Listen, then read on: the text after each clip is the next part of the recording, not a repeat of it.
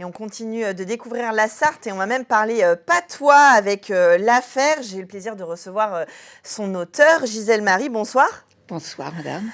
Vous venez nous parler donc de l'affaire, le troisième livre qui clôt une série de romans. Le troisième tome d'une trilogie qui me semblait incontournable, de telle sorte que les deux premiers, qui s'intitulaient respectivement Souvenance et quelques 30 ans après, avec celui-ci, pourraient constituer un livre qui s'intitulerait Une vie. Mais rien à voir avec une vie de Maupassant, parce que c'est tout à fait autre chose. Alors là, on parle d'une histoire de famille, on parle bien d'une histoire, je l'ai dit tout à l'heure, en Sarthe, c'est-à-dire que déjà le décor est planté dans le livre. Et j'ai essayé de reconstituer d'abord Le Mans dans la première partie, dans les années 50, dans la décennie 50, et surtout la Sarthe dans la première partie du XXe siècle, avec tous les préjugés qui avaient encore cours à l'époque. Et je pense que, sartoise depuis le XVIe siècle, je connais bien la Sarthe et j'aime la Sarthe. Et justement, au-delà de l'histoire, si on entame votre livre, qu'on peut aussi lire seul, sans avoir lu les deux premiers tomes, on a le premier plaisir, dès les premières pages, de retrouver, justement, comme je le disais, une ambiance, un décor, des lieux qu'on a l'habitude d'arpenter, même quand on est sartoise depuis pas longtemps, comme c'est mon cas. Mais tout de suite, voilà, c'est vrai qu'on découvre la Sarthe et on a plaisir à retrouver comme ça des repères qui existent encore aujourd'hui et qui nous permettent de plonger un petit peu plus dans votre histoire. Tout à fait. Alors, ce que je tiens à préciser, c'est que, certes, ce troisième tome éclaire les deux premiers, mais on peut lire ce troisième tome indépendamment. Oui, ça. Il n'y a aucun problème. Mais comme vous le faisiez remarquer, le cadre est toujours le même et les Sartois sont toujours les mêmes. Voilà.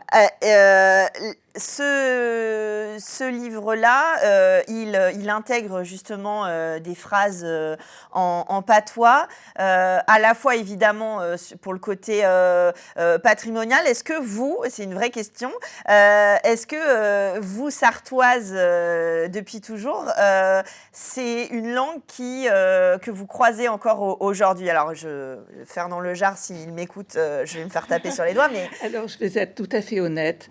Je me suis fait aider par l'association ELA. D'accord. Car si j'avais en mémoire le patois de ma jeunesse, il me manquait. J'avais encore les mots, mais pas les tournures. Je ne les avais plus. Oui, vous aviez les résonances, les habitudes. Certains mots m'étaient familiers, mais les tournures m'étaient étrangères parce que le temps a passé. Et véritablement, je remercie l'association ELA qui s'est prêtée au jeu. Et je pense que c'était très, très important de retrouver le patois de la région qui est mise en scène. Car le patois est différent selon le nord, la Sarthe Nord ou la Sarthe Sud, etc. Donc c'était important. J'ai eu l'aide d'un Sartois de Loué. Pour me guider. On est là où il faut. On a cette impression, même si c'est un roman de cette famille, justement que c'est très documenté. Enfin, c'est pour ça que j'invite les téléspectateurs, je le dis, parce qu'on découvre le territoire en même temps qu'on suit l'affaire, en fait. Absolument. Alors, l'affaire, le titre est significatif. Il s'agit d'un fait divers qui a beaucoup marqué une famille sartoise. Et je pense que ça tient un peu du policier. Oui, tout à fait. Parce que cela suppose une investigation qui a été très longue, car ce livre a une histoire. Il ne pouvait pas être publié avant 100 ans, car il fallait respecter le délai de communicabilité. Donc, je craignais fort de ne pas pouvoir tenir parole, puisque j'avais promis à mon père d'écrire son histoire, car c'est autobiographique. D'accord. Il n'empêche que même s'il s'agit d'une histoire personnelle, elle recoupe nombre d'histoires qui se présentent parfois différemment, mais qui ont eu pour point commun les méthodes abortives à l'époque qui étaient condamnées, comme vous avez pu le lire. Et qui encore aujourd'hui parfois Alors mis en cause. justement, je vais vous préciser que je ne pouvais produire ce livre qu'en 2018.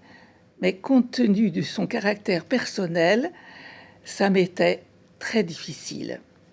Or, quand j'ai eu entendu que ce problème faisait surface à nouveau, dans 13 pays des États-Unis, par exemple, ou sous d'autres cieux, je me suis dit qu'il était opportun que ce livre paraisse pour bien montrer les dégâts que peut faire l'avortement non officiel. L'affaire, dans toutes les bonnes librairies, aux éditions du Bourgault, c'est Éric Jamet, éditeur. C'est le 3e tome. Gisèle Marie, vous allez découvrir la Sarthe, vous allez découvrir l'affaire, et puis vous allez en découvrir de toute façon. On se laisse porter, c'est facile à lire. Je vous conseille. Voilà, là c'est le temps des plaids, du petit thé et du chocolat chaud avec un bon livre. Merci Gisèle Marie d'être venue vous présenter votre ouvrage. Beaucoup. Avec plaisir. Et puis nous, on va parler de théâtre et de musique tout de suite dans Culturel. Voilà.